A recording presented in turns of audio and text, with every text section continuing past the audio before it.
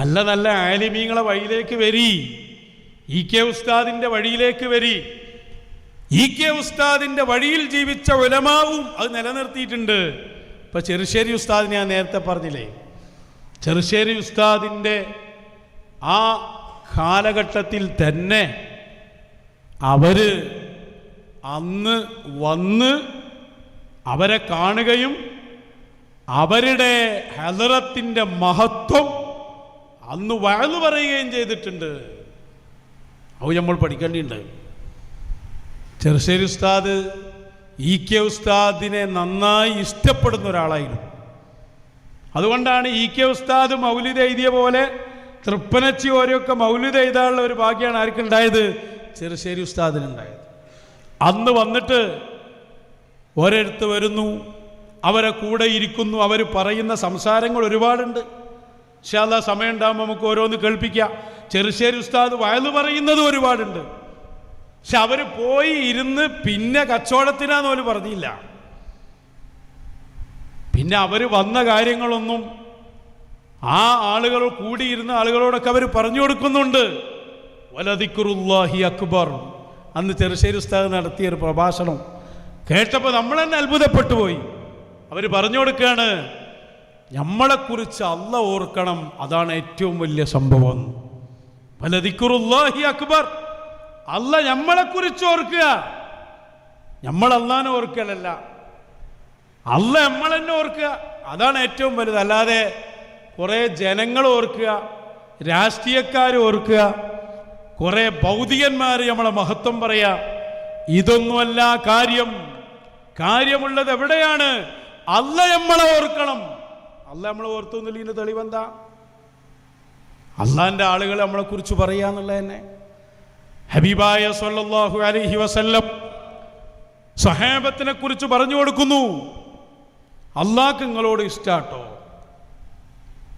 പറലില്ലേ റളിയല്ലാഹു അൻഹും, അല്ലാഹ് നിങ്ങളെ തൊട്ട് തൃപ്തിപ്പെട്ടിട്ടുണ്ട്, അല്ലാഹ് അത് കബൂൽ ചെയ്തിട്ടുണ്ട്, അല്ലാഹ് നിങ്ങൾക്ക് സ്വർഗം തന്നിട്ടുണ്ട്. അബൂബക്കറും ഫിൽ ജന്ന, ഉമറും ഫിൽ ജന്ന, ഉസ്മാനും ഫിൽ ജന്ന. അപ്പൊ അല്ലാഹ് ഒന്ന് ഓർക്കുക എന്നുള്ളതിന്റെ സംഭവം എത്രയാണ്. അത് കിട്ടണമെങ്കിൽ മശായിഖിന്റെ കൂടെ വേണം. ഇപ്പൊ ഇസുദ്ദീൻ ഇബ്നു അബ്ദുസ്സലാം തങ്ങളെ സംബന്ധിച്ച് ഇമാം ഷാദുലി തങ്ങൾ ഒരിക്കൽ പറഞ്ഞു കൊടുക്കുകയാണ്, ഒരു സദസ്സിൽ നിന്ന് എന്താ പറയുന്നറിയോ? ഇന്ന് ഞാൻ ആരെ കണ്ടു? ത്വഹാ റസൂലുള്ളാഹ്, ഹബീബായ തങ്ങളെ കണ്ടു ഞാൻ, സ്വപ്നത്തിലല്ല, യഖ്ളതൻ. എന്നോട് പറഞ്ഞു അബുൽ ഹസൻ ഷാദുലി, ഷാദുലി തങ്ങൾ എന്നെ ഇരിക്കുന്ന മജ്ലിസാണല്ലോ.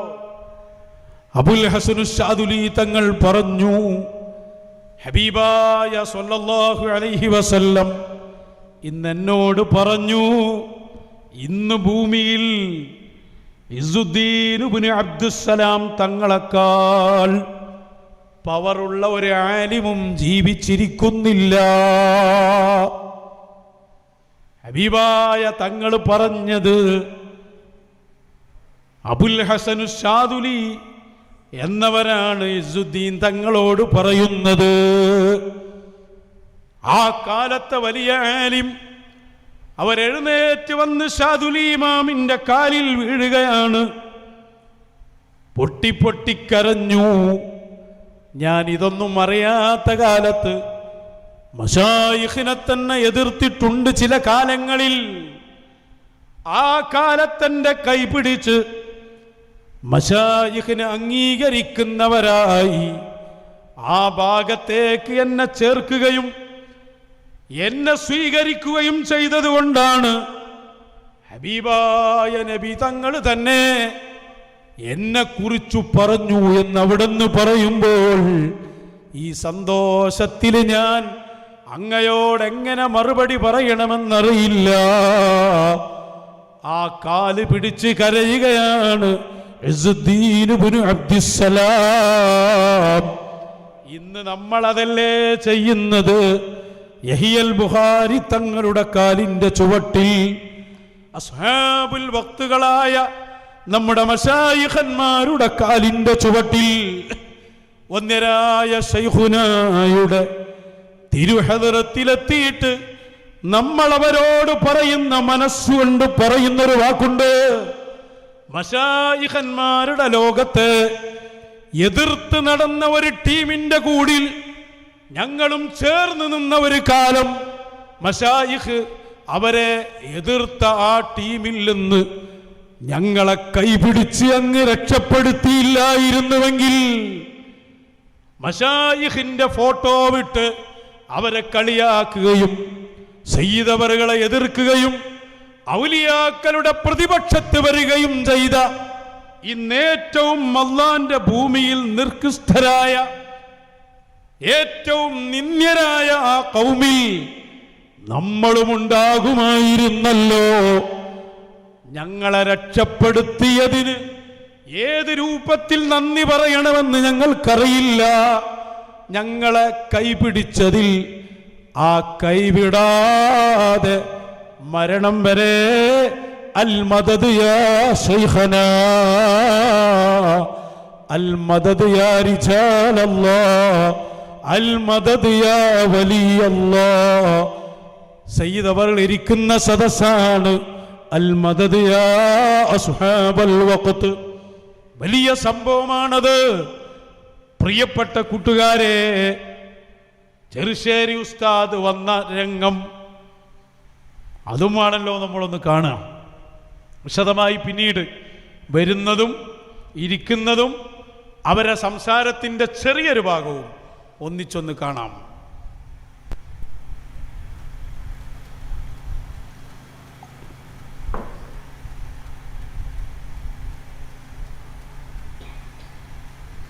അന്നവർ ചെറുപ്പകാലമാണ്. എത്ര അതപോടെയാണ് ആ ഇരുത്തം. അവരന്നോ ഇരിക്കുന്ന അങ്ങനെ തന്നെയാണ്. കാര്യങ്ങളൊക്കെ സംസാരിച്ച് ഒരുപാട് ടൈം. അതാണ് പരിശുദ്ധ ഖുർആൻ. ഒരു സ്ഥലത്ത് വലദിക്റുല്ലാഹി അക്ബർ. അല്ലാഹു തആല നമ്മളെ പറയൽ ഒഴിവാക്കപ്പെടും. ഉരുണ്ടി മണ്ണാവുക എന്നത് ഞങ്ങളെ സംബന്ധിച്ചിടത്തോളം ബാധകമല്ല. അങ്ങനെ അമ്പിയാക്കന്മാരെ പോലെ ഉയർന്ന പല പദവിയുള്ള ആളുകളുടെയും ദേഹം മണ്ണാവുകയില്ല. അത് പ്രകാരം തന്നെ റബ്ബിന്റെ അരികിൽ വെച്ച് നമ്മളെ പേര് പറഞ്ഞു കിട്ടുക എന്ന് പറഞ്ഞാലും അതും വലിയ കനപ്പെട്ട വിഷയം. അതാണ് പരിശുദ്ധ ഖുർആൻ. ഒരു സ്ഥലത്ത് വലദിക്റുല്ലാഹി അക്ബർ.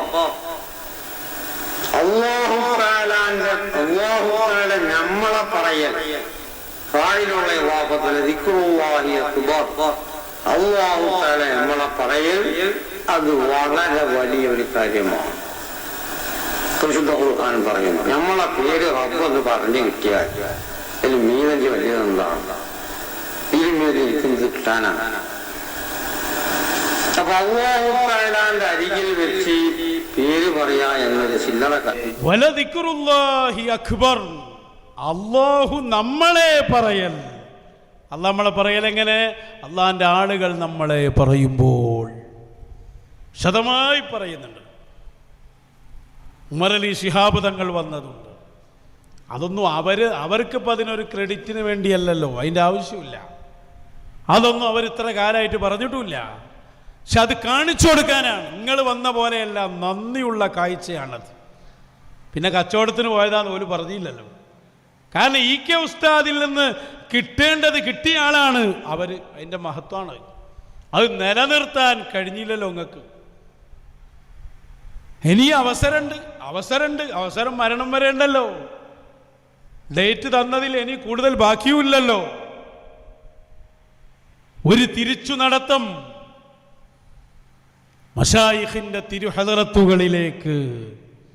ഈ പരിഹാസമൊക്കെ ഒന്ന് നിർത്തിയിട്ട് അവരുടെ പൊരുത്തത്തിലൊന്ന് മൗത്താകണ്ടേ?